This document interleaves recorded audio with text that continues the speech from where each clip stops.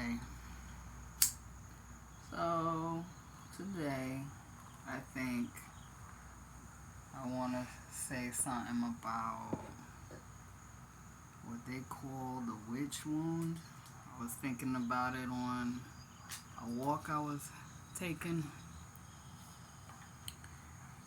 and I heard about that phrase. And when I first heard it, I was like, well, it might be talking about um, people who have ancestors who were witches and have been accused of harmful witchcraft, and then those who were have past lives as witches, particularly those in Salem and the witch trials.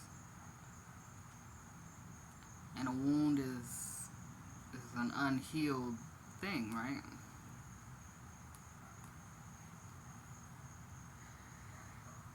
So, and I'm like realizing that, everybody has a witch wound, because that habit that humans have of pointing fingers at each other, and we accuse each other of being the problem, of attacking somebody psychically or wishing them harm, just like blaming someone else for the problems we have, or not liking someone or accepting them because they're a little bit different from us and what they believe.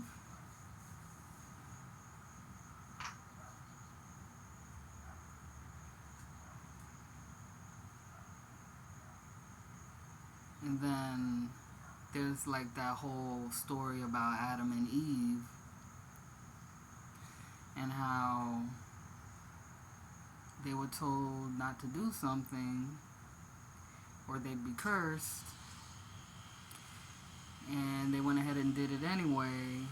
And when it was time to face the music, Adam blamed Eve, Eve blamed the snake, and then the snake was cursed for, that. Because all the pointing the fingers.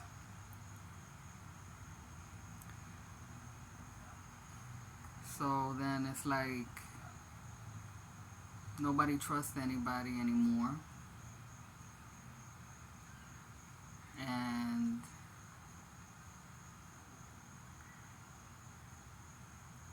we start to lock up when other people are around. We don't love them anymore. We don't love our fellow human because we see them as dangerous and evil. And that attitude creates a belief in those individuals that, yeah, I'm somebody not to be trusted, I'm dangerous, and I'm gonna do you harm before you do me harm. And it's just a terrible cycle. And that's why it's not healed, because it's still happening.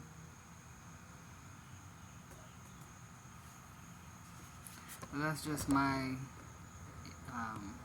understanding of that phrase. Being accused of being the problem and being ostracized, mistreated. And it's not like it even fixes anyone's problems when you do that, right?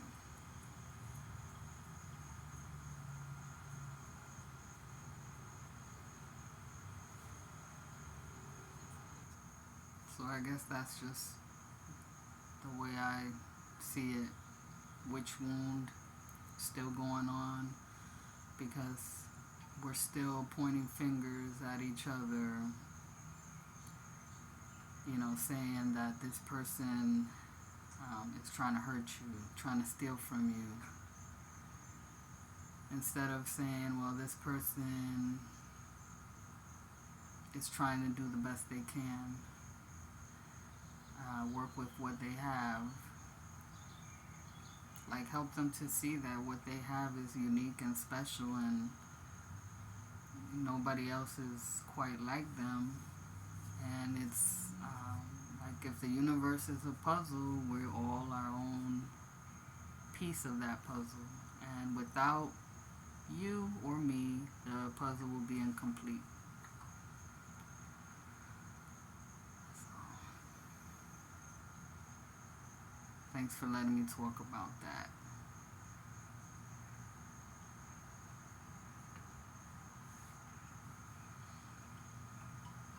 Then there was another contemplation, or thinking about,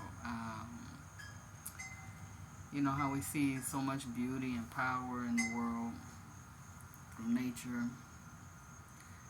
And there was a story in the Bible, I want to say it was about a prophet, Elijah, how he was looking for God. And I'm just paraphrasing this, from memory. But he was looking for God, and he experienced like earthquake, a great fire, a great stormy wind, and he didn't sense any of that. He didn't sense God's presence. But in a still small voice, a whisper, quiet voice within himself, he heard God, he felt God's presence. Which reminds me of how whatever we see and experience is just a part of the void. All things are empty, like they say in the Zen traditions.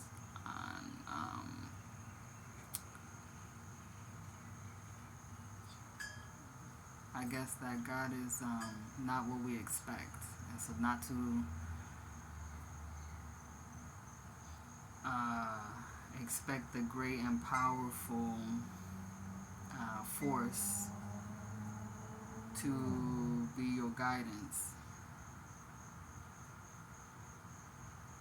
Your guidance is like, our teachers tell us, which is that it's in ourselves, in our intuition, the still small voice, the calm, the quiet, that doesn't really speak in words.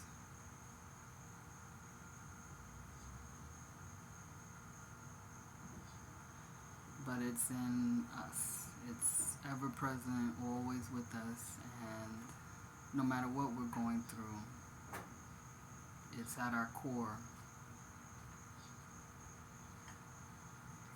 And so that's where we need to look.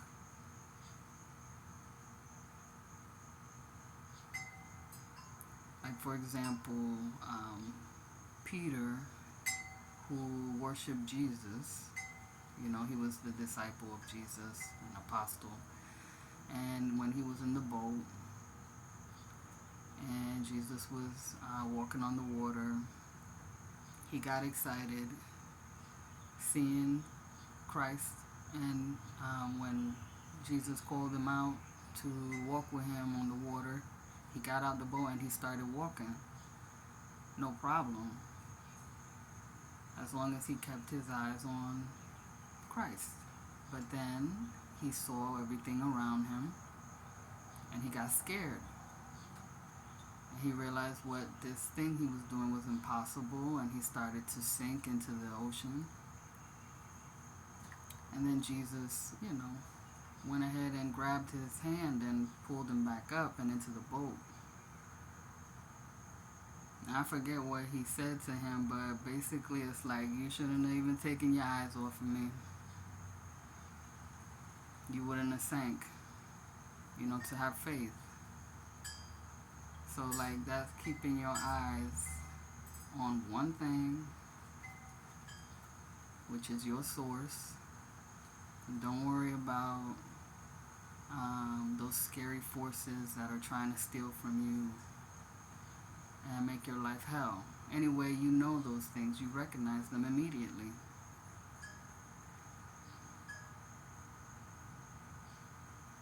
So pointing out and accusing and, trying to do all this crazy stuff to ward them off is only increasing attention and power on them. So seek the source, keep your eye on the prize, your center. You are the center.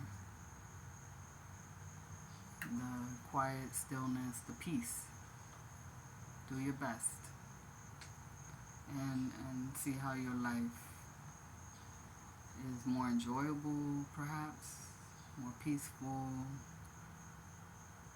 more of what you want than what you don't want. Thank you for listening to my little talk, and I wish you a blessed night.